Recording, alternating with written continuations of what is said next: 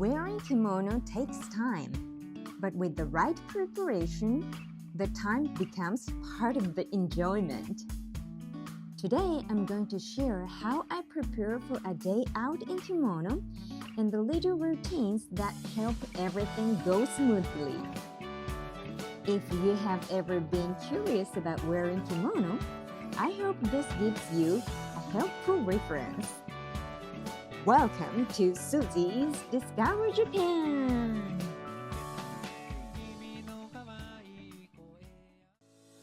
For me, kimono is something I wear for going out, not as everyday clothing.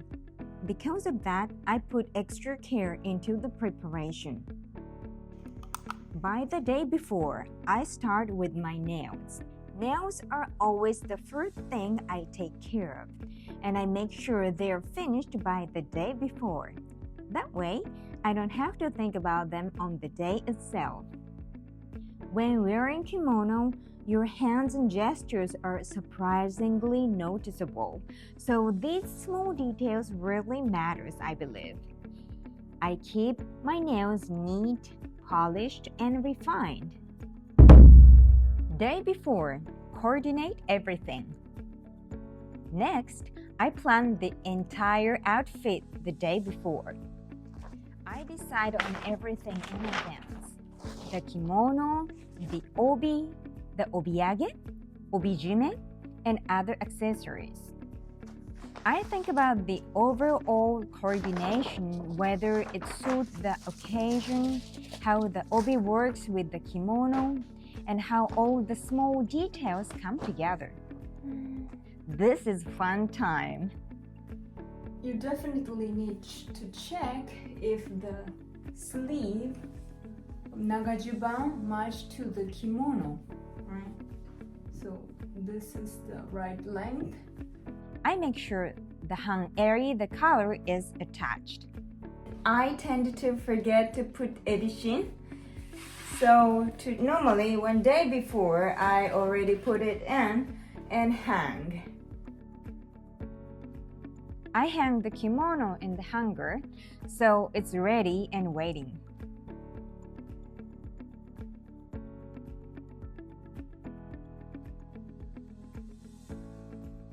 Zori sandals and my bags are taken out the day before as well. If I try to grab them after dressing, it's very tough, so I try to avoid that.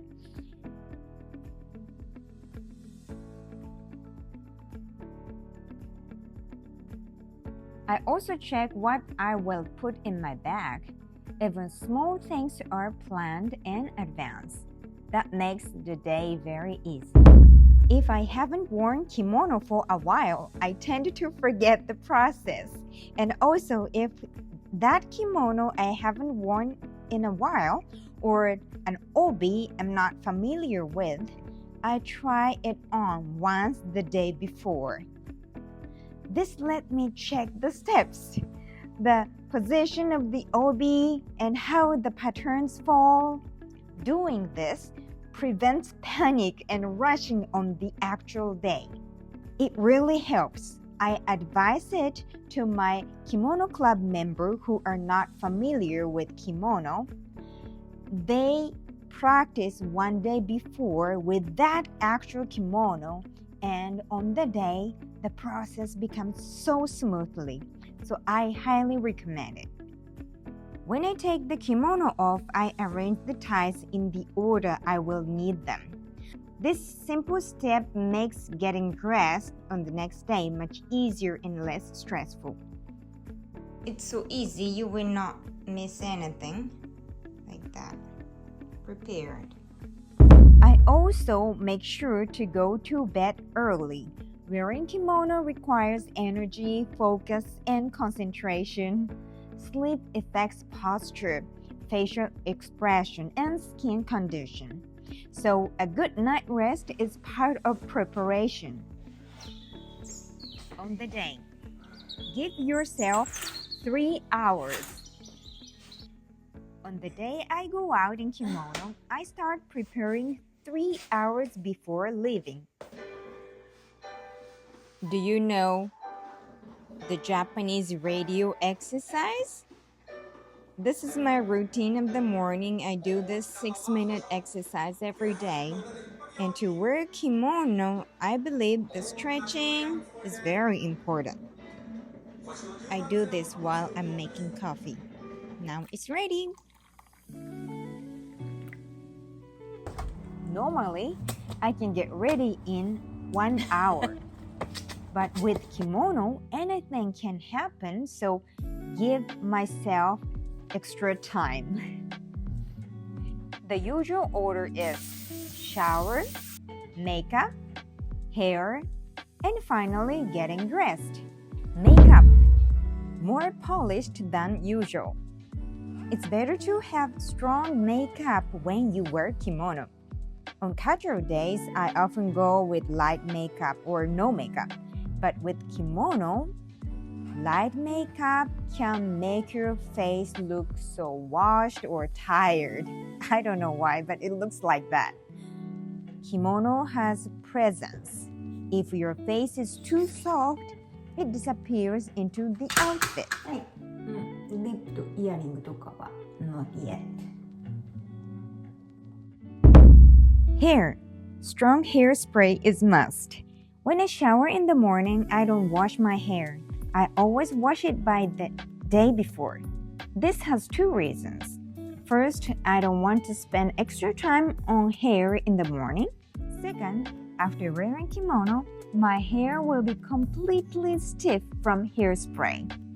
On that night, I always do a deep wash anyway. So freshly washed hair isn't necessary.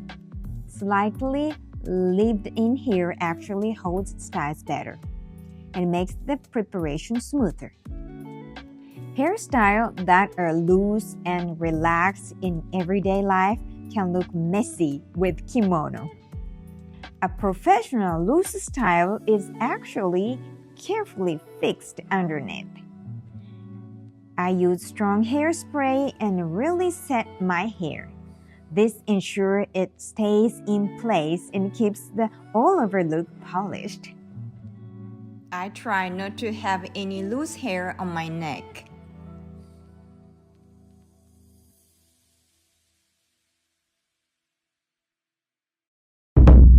Dressing with enough time.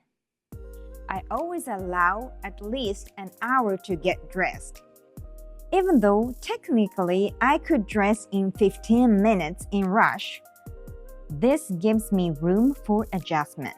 Some people enjoy wearing kimono as everyday wear, very casually, as part of their daily life, and I think that's wonderful. But for me, it's different. I do not particularly love how I look when I wear kimono as casual, everyday clothing without fixed hair and makeup. So for me, kimono is not daily wear, it's something special. If I'm thinking about comfort and efficiency, pants and t-shirts are much easier.